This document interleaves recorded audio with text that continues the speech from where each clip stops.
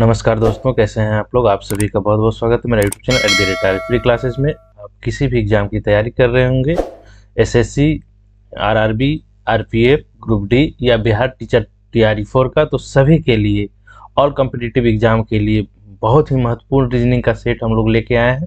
तो चलिए बिना देरी किए हुए आज हम सेट नंबर 4 देखेंगे। तो चलिए आते हैं क्वेश्चन पे। तो देखेंगे पहला क्वेश्चन।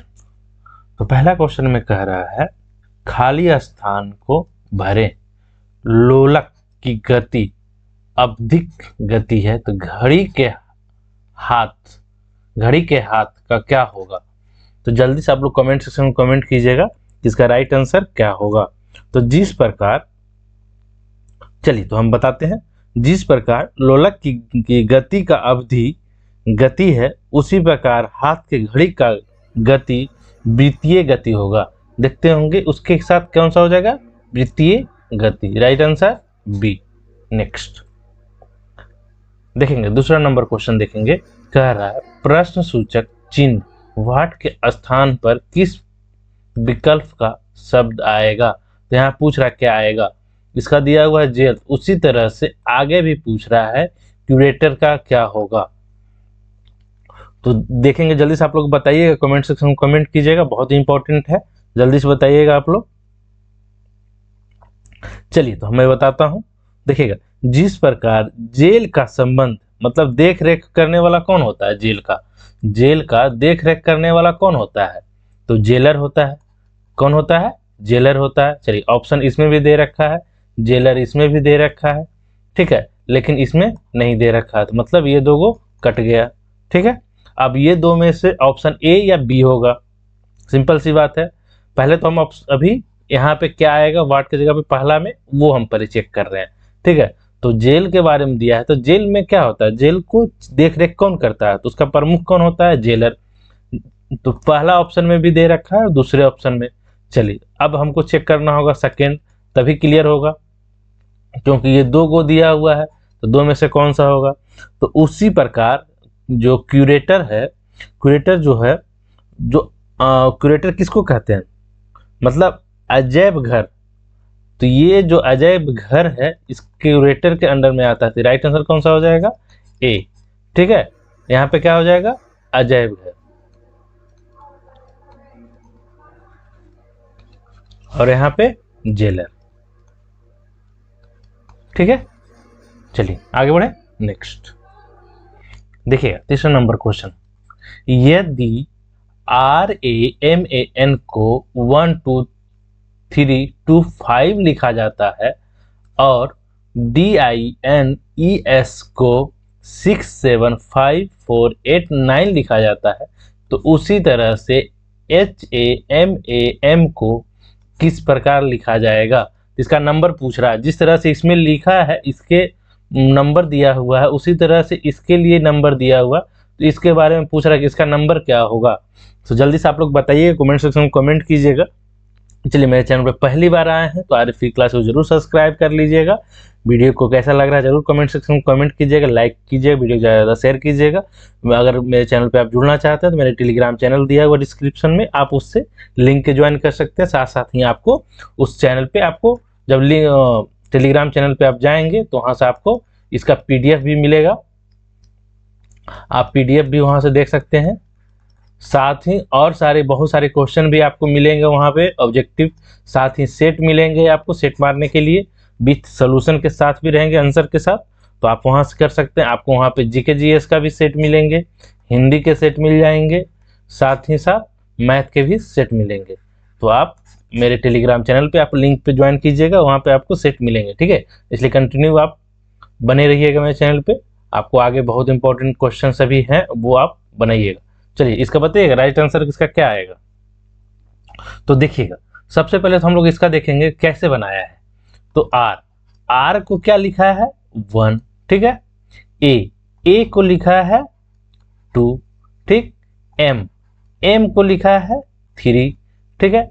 फिर A को लिखा है 2, उसके बाद N को लिखा है क्या, 5। तो फिर देखेंगे सेकंड में क्या लिखा है इसके बारे में। चलिए तो इसके में लिखेंगे, देखेंगे D को लिखा है 6, आई को लिखा है 7, ठीक। एन को लिखा है कितना 5। चलिए उसके बाद देख रहे हैं ई को लिख रहा है 4। उसके बाद एस को लिख रहा है क्या 8। उसी तरह से एच को लिख रहा है 9। तो आप पूछ रहा है, चलिए आगे जल्दी से बताइएगा। तो पूछ रहा है HAMAM। चलिए जल्दी से आप लोग कमेंट सेक्शन में कमेंट कीजिएगा, इसका राइट आंसर क्या होगा जल्दी से बताइएगा बिना देर किए हुए। तो देखिएगा एच कहीं पे लिखा हुआ है क्या, तो देख रहे हैं एच लिखा हुआ है। एच का मान कितना दिया हुआ है 9। एच का मान क्या हो जाएगा 9, ठीक है। फिर देखेंगे ए का देख रहे हैं ए दिया है यहाँ पे 2, ठीक है। और कहीं पे है यहाँ पे भी ए है, इसका भी 2 ही दिया है, तो क्या हो जाएगा 2, ठीक है। एम का मान देख रहे हैं यहाँ पे 3 दिया हुआ है, 3 हो जाएगा। फिर ए का मान यहाँ भी है 2 का, तो 2। फिर एम का मान 3 है। तो राइट आंसर मेरा क्या हो गया 9 2 3 2 3। देखेंगे ऑप्शन में कौन सा मैच कर रहा है, ये मैच कर रहा है क्या, नहीं। देखेंगे इसमें मैच कर रहा है 2 3 9 2 3 2। तो राइट आंसर कौन सा हो जाएगा बी, राइट आंसर बी, ठीक है। तो बन जाएंगे आपसे। चलिए आगे बढ़े नेक्स्ट। चलिए चौथा नंबर क्वेश्चन देखेंगे, बहुत इंपॉर्टेंट है, जल्दी से बताइएगा, बहुत ही आसान भी है। कैंची का संबंध कपड़े से है, उसी तरह से आगे का बात पूछ रहा है, मतलब आगे जोड़ा दिया हुआ उसमें से कौन सा सही होगा। जो संबंध इसके साथ कैंची के साथ कपड़े का है वही संबंध आगे भी होना चाहिए। वो संबंध बताइएगा जल्दी से, आप लोग कमेंट सेक्शन में कमेंट कीजिएगा कि इसका राइट आंसर क्या होगा। तो देखिए जल्दी से आप लोग बताइएगा। चलिए तो हम बताते हैं, देखिएगा कपड़ा जो है, कैंची क्या करता है, कपड़ा को काटने का काम आता है, उससे कटिंग किया जाता है। तो सेम चीज उसके आगे भी होनी चाहिए, ठीक है। तो देखेंगे जो लेखनी है और स्याही है, तो दोनों नहीं हो सकता, काटने का चीज नहीं होता है। उस्तूरा जो होता है दाढ़ी बनाने का काम आता है, और दाढ़ी उसको काटा जाता है, उस्तूरा से दाढ़ी काटा जाता है।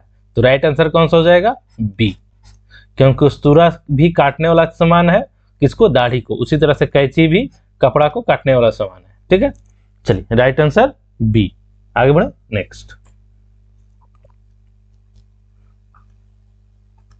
चलिए देखिएगा 5वां नंबर क्वेश्चन कह रहा है, इन प्रश्नों को 3 शब्द दिए गए हैं, पहले 2 शब्द में कुछ संबंध है, वही संबंध अंतिम के 2 शब्द में होना चाहिए, सही शब्द का चयन कीजिए। बर्तन चम्मच के साथ संबंध जो है, उसी तरह से कैलेंडर का संबंध क्या होगा। चलिए ये क्वेश्चन मैं आपके लिए छोड़ रहा हूं, इसका राइट आंसर क्या होगा जरूर कमेंट सेक्शन में कमेंट कीजिएगा। क्वेश्चन कैसे लगे, समझ में आ रहा है कि नहीं आ रहा है, जरूर कमेंट सेक्शन में कमेंट कीजिएगा। वीडियो को जरूर लाइक कीजिएगा, चैनल को सब्सक्राइब कर लीजिए ताकि हमेशा आपको नोटिफिकेशन मिलता रहे। और अगर मेरे चैनल पे आप हमेशा PDF या सॉल्यूशन इसका चाहिए तो आप मेरे डिस्क्रिप्शन में लिंक दिया हुआ टेलीग्राम चैनल पे, आप उस पर भी जाके ज्वाइन कर सकते हैं, और वहाँ से आप लिंक के माध्यम से आप PDF और सारे क्वेश्चन सेट भी आपको मिलते रहेंगे, इसलिए कंटिन्यू आप बने रहिएगा। चलिए मेरे क्लास में ज्वाइन करने के लिए बहुत बहुत धन्यवाद। हंसते रहिए, मुस्कुराते रहिए। Thank you.